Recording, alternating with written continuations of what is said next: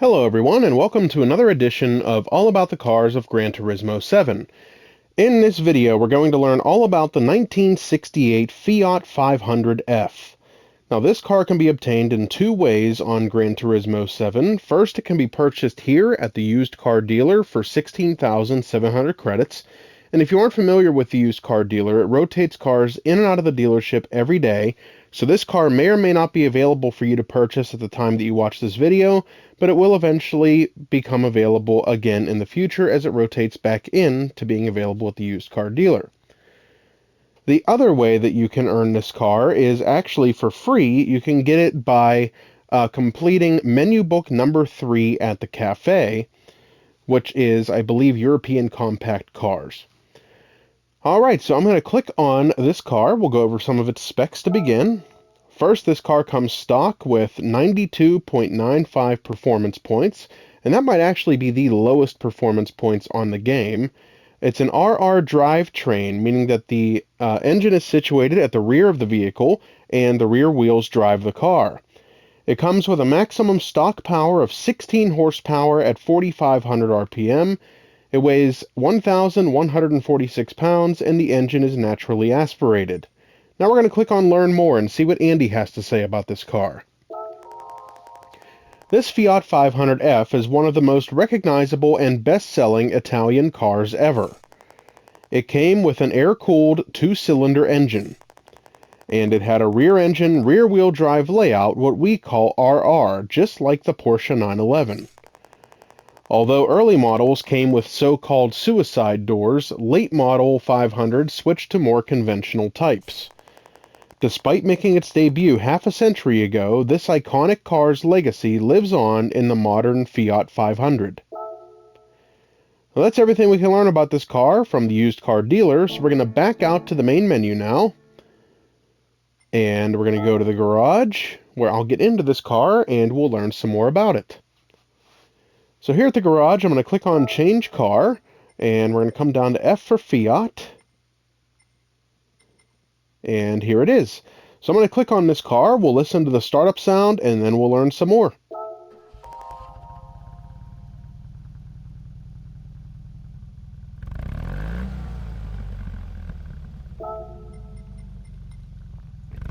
Alright, we're going to click on Car Collection, go to this vehicle, and we'll learn some more by reading this short description.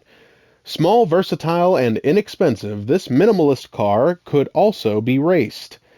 The Fiat 500, introduced in 1957, embraced the spirit of the Topolino, a popular car before the war, and built on the principle of less is more. Like the Topolino, the 500 was a small car, but there were some major differences. For example, the 500 boasted 4 seats, as opposed to its predecessor's 2.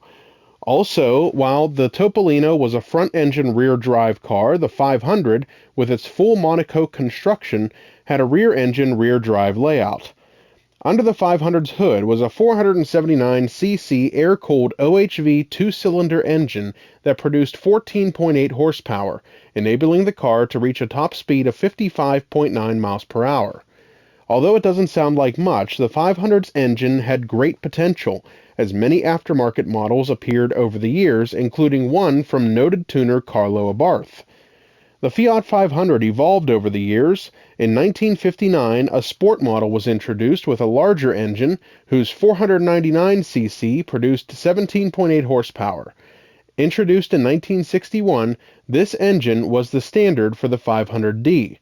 Also, the front opening doors, due to safety reasons, were replaced with rear opening ones in the 1965 500F. Whatever shape or form it came in, the 500 will always be known as one of the most popular cars in automotive history. Alright, some great information about this car from Gran Turismo's description about it. Now we're going to back out to the main menu once again, and we're going to go to the cafe where we'll see if anybody is here to talk to us about this car.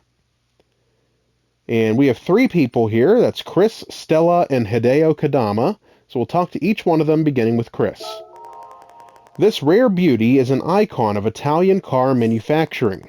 The Fiat 500 made its debut in 1957. It is considered one of legendary Fiat car designer Dante Giacosa's most enduring masterpieces. Giacosa contributed to the fabulous engineering legacy of Fiat for many, many years. At under 9.8 feet in length, it's compact in nature but can snugly fit 4 people thanks to a space-saving rear engine. It was celebrated to this day for its undeniable charm. You can see where the modern Fiat 500 got its looks from. Now we'll go to Stella and see what she has to say. Along with the German Beetle and the British Mini, this Italian Fiat 500 is one of the most iconic European small cars in history.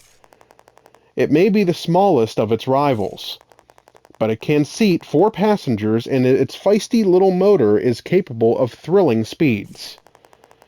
Its splendid exterior is owing to the handiwork of famed Fiat engineer Dante Giacosa. He also penned the underlying design. Giacosa created many great cars for Fiat, and I'm sure you'll come across them in time. And lastly, we're going to talk to Hideo Kodama and see what he has to say about this car. The cuteness of this car wasn't intentional, but it does possess a high level of product styling. It's a pleasant design that you'll never get bored of, don't you think? It figures that the current Cinquecento borrows from this design. Dante Giacosa, Fiat's legendary technical executive, rose to prominence in 1955 when he created the 600 after deciding that Italy needed a compact car after the war. He then took on the challenge of creating an even better minimally packaged car.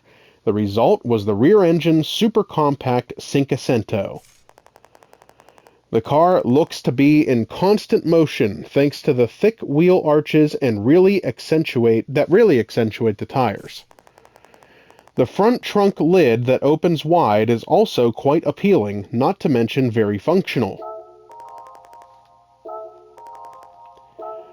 Alright, so that's everything we can learn about this car, but we're going to make one last stop at the tuning shop where I'll show you everything that can be done to improve this car's performance and power. So here at the tuning shop, I have not done anything to this car. It still has its stock performance points, but I will show you everything that is available to be added to it. Under the sports section, everything here is available for purchase. Under Club Sports, with the exception of the low close ratio transmission, everything else on this page is available for purchase. Under Semi-Racing, you cannot add a supercharger or intercooler, but you can add everything else on this page, including low, medium, and high RPM turbochargers. Under the Racing section, the anti-lag system, high-end torque supercharger, torque vectoring center differential, 4th stage of weight reduction, and active LSD controller are all not available, but everything else on this page is available, including the Racing intercooler. So there is still a great deal that you can do to this little car to improve its performance and make it a little faster. That's everything we can learn about this car on Gran Turismo 7. I hope you enjoyed the video, and I hope it helps you to determine whether or not you'd like to add this car to your collection. Stay tuned for more videos highlighting all of the cars of Gran Turismo 7. Don't forget to like and subscribe to our YouTube channel. Thanks for watching. We'll see you next time.